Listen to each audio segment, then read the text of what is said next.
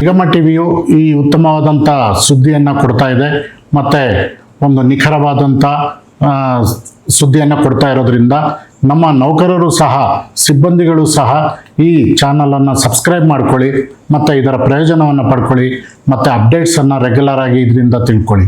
Thank you sir. ನಿಗಮ ಟಿವಿಯ ತಿಂಗಳ ಮಾತು ಕಾರ್ಯಕ್ರಮಕ್ಕೆ, ಅದರಲ್ಲೂ KSRTC ಸಂಬಂಧಪಟ್ಟಂತಹ ಸಂಸ್ಥೆಯ ಡೆವಲಪ್ಮೆಂಟ್ ಬಗ್ಗೆ, ಪಾಸಿಟಿವ್ ಬಗ್ಗೆ ಏನೆಲ್ಲ ಡೆವಲಪ್ಮೆಂಟ್ಸ್ ಕಳೆದ ಜುಲೈಲಿ ಆಗಿದೆ ಅನ್ನೋದನ್ನು ಸಂಪೂರ್ಣವಾಗಿ ನಿಮ್ಮ ನೌಕರರಿಗೆ ಅಥವಾ ನಮ್ಮ ವೀಕ್ಷಕರಿಗೆ ತಿಳಿಸ್ಕೊಡಿ.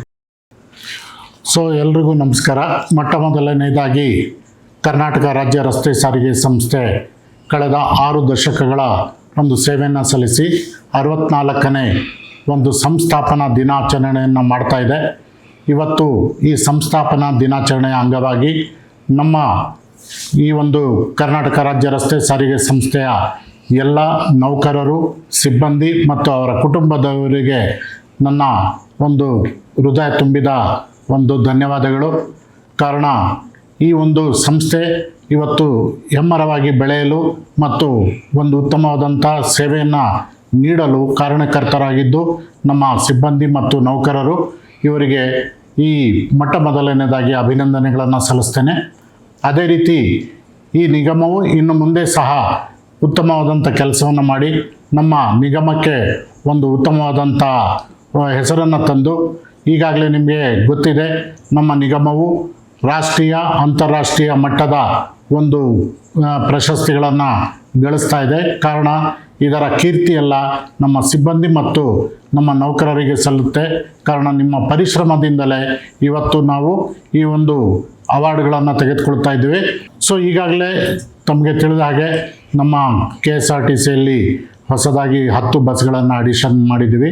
ವೋಲ್ವೋ 2.0 ಬಸ್ಗಳೇನಿದ್ದಾವೆ, ಇದು ಪ್ರಮುಖವಾದಂಥ ಪ್ರೀಮಿಯರ್ ಕ್ಲಾಸ್ ಬಸ್ಗಳಾಗಿದ್ದು ಇದಕ್ಕೆ ಹೆಚ್ಚು ಬೇಡಿಕೆ ಬರ್ತಾ ಇದೆ. ಈಗ 10 ಬಸ್ಗಳು ಆ್ಯಡ್ ಆಗಿದ್ದಾವೆ.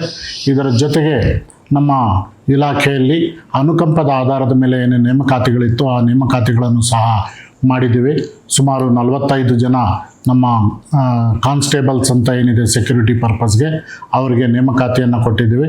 ಅದೇ ರೀತಿ ಇನ್ನುಳಿದಂತಹ ಸುಮಾರು 10 ವರ್ಷಗಳಿಂದ ಕಾಯ್ತಾ ಇದ್ದಂಥ ಕೆಲವರಿಗೂ ಸಹ ಈ ಒಂದು ನೇಮಕಾತಿಯನ್ನು ಮಾಡಿ ಸಿಬ್ಬಂದಿಯನ್ನು ನಮ್ಮ ಇಲಾಖೆಯಲ್ಲಿ ಸೇರಿಸ್ಕೊಂಡಿದ್ದೀವಿ. ಜೊತೆಗೆ ಈ ಒಂದು ಇಲಾಖೆಯ ಒಂದು ಪ್ರಮುಖವಾದಂಥ ಸ್ತಂಭ ಅಂತ ಹೇಳ್ಬೋದು, ನಮ್ಮ ಸಿಬ್ಬಂದಿ ವರ್ಗದವರಿಗೆ ಆಗಬೇಕಾದಂಥ ಎಲ್ಲ ಪ್ರಮೋಷನ್ಸನ್ನು ಸಹ ರೆಗ್ಯುಲರ್ ಆಗಿ ಮಾಡ್ತಾಯಿದ್ವಿ. ಜೊತೆಗೆ ನೌಕರರ ಪ್ರಮುಖವಾದಂಥ ಬೇಡಿಕೆ ಇವತ್ತು ನಮಗೆ ಏನಂದರೆ ಈ ಒಂದು ಪೇಯನ್ನು ರಿವಿಷನ್ ಮಾಡಬೇಕು ಅಂತ ಕೇಳ್ತಾ ಇದ್ದಾರೆ. ಈಗಾಗಲೇ ಹಲವಾರು ಸುತ್ತಿನ ಮಾತುಕತೆ ನಡೆದಿದೆ. ಉಪವಾಸ ಸತ್ಯಾಗ್ರಹವನ್ನು ಸಹ ನಮ್ಮ ಸಂಘಟನೆಗಳು ಮಾಡಿದ್ದಾರೆ. ಈ ನಿಟ್ಟಿನಲ್ಲಿ ನಾವು ಮಾನ್ಯ ಮುಖ್ಯಮಂತ್ರಿಯವರ ಗಮನಕ್ಕೆ ತಂದು, ಕಾರಣ ಈ ಒಂದು ಏನು ಹಣಕಾಸಿನ ಹೊರೆ ಆಗುತ್ತೆ ಇದು ಸರ್ಕಾರದಿಂದಲೇ ನೀಡಬೇಕಾಗುತ್ತೆ.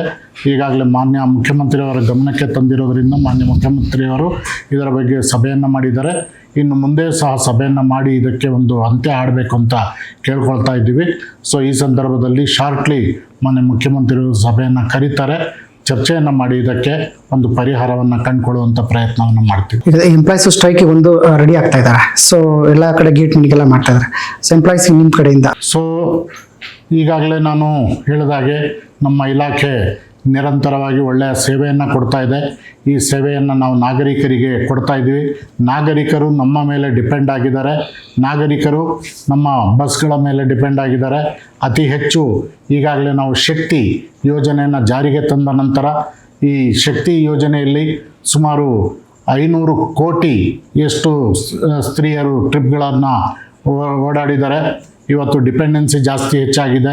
ಅದರಲ್ಲೂ ಈ ಒಂದು ಮಹಿಳೆಯರ ಸಬಲೀಕರಣದ ದೃಷ್ಟಿಯಿಂದ ಹೆಚ್ಚೆಚ್ಚು ಮಹಿಳೆಯರು ಈ ಒಂದು ಇಲಾಖೆಯಲ್ಲಿ ನಮ್ಮ ಬಸ್ಗಳನ್ನು ಯೂಸ್ ಮಾಡ್ತಾ ಇದ್ದಾರೆ.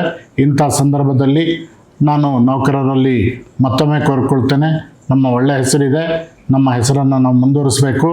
ಈ ಮುಷ್ಕರ ನಿಮ್ಮ ಬೇಡಿಕೆ ಏನಿದೆ ಇದನ್ನು ಮಾತುಕತೆ ಮೂಲಕ ನಾವು ಬಗೆಹರಿಸ್ಕೊಳ್ಬೋದು. ಮಾತುಕತೆ ಮೂಲಕ ನಾವು ಈ ಒಂದು ವಿಷಯಗಳನ್ನು ಪರಿಹಾರ ಕಂಡುಕೊಳ್ಬೋದು. ಇಂಥ ಸಂದರ್ಭದಲ್ಲಿ ಯಾವುದೇ ಸಾರ್ವಜನಿಕ ಆಸ್ತಿ ಪಾಸ್ತಿಗೆ ಧಕ್ಕೆ ಆಗದಂತೆ, ನಷ್ಟವಾಗದಂತೆ ನಿಮ್ಮ ಒಂದು ಪ್ರತಿಭಟನೆಯಲ್ಲೂ ಸಹ ಶಾಂತಿಯುತವಾಗಿ ಮಾಡುವುದು ಮಾಡುವುದು ನಮ್ಮ ಆದ್ಯ ಕರ್ತವ್ಯ. ಇಂಥ ಸಂದರ್ಭದಲ್ಲಿ ನೀವುಗಳು ಸಹ ಸಂಸ್ಥೆಯ ಜೊತೆ ಸಹಕರಿಸಿ ಮಾತುಕತೆ ಮೂಲಕ ನಾವು ಸಮಸ್ಯೆಯನ್ನು ಪರಿಹಾರ ಮಾಡಿಕೊಳ್ಳೋಣ. ಮತ್ತೊಮ್ಮೆ ನಿಮ್ಮೆಲ್ಲರಿಗೂ ಧನ್ಯವಾದಗಳು.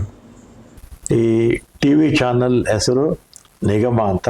ವಿಶೇಷವಾಗಿ ಈ ನಿಗಮ ಚಾನಲ್ಲು ನಮ್ಮ ರಾಜ್ಯದ 4 ಕಾರ್ಪೊರೇಷನ್ಗಳ ಸಂಬಂಧಪಟ್ಟ ಹಾಗೆ ಇಲ್ಲಿರ್ತಕ್ಕಂಥ ನೌಕರರ ಕುಂದುಕೊರತೆಗಳು ಮತ್ತು ಸಾರ್ವಜನಿಕರಿಂದ ಬಂದಂಥ ದೂರುಗಳನ್ನು ಇಲ್ಲಿರ್ತಕ್ಕಂಥ ಆಡಳಿತ ಮಂಡಳಿಯವರಿಗೆ ತಲುಪಿಸೋದ್ರ ಮುಖಾಂತರ ಸಾರ್ವಜನಿಕರಿಗೆ ಅವ್ರದ್ದೇ ಆದ ಕೊಡುಗೆಯನ್ನು ಸೇವೆ ಮಾಡೋದಕ್ಕೆ ಪ್ರಯತ್ನ ಮಾಡ್ತಾ ಇದ್ದಾರೆ. ಇದನ್ನು ತಾವೆಲ್ಲ ಕೂಡ ಸಬ್ಸ್ಕ್ರೈಬ್ ಮಾಡಿ ಇದನ್ನು ಆಗಾಗ ನೋಡ್ತಾ ಇರಿ. ನಿಮ್ಮ ಸಲಹೆಗಳನ್ನು ಕೂಡ ನೀವು ಅವ್ರಿಗೆ ಕೊಡ್ಬೋದು.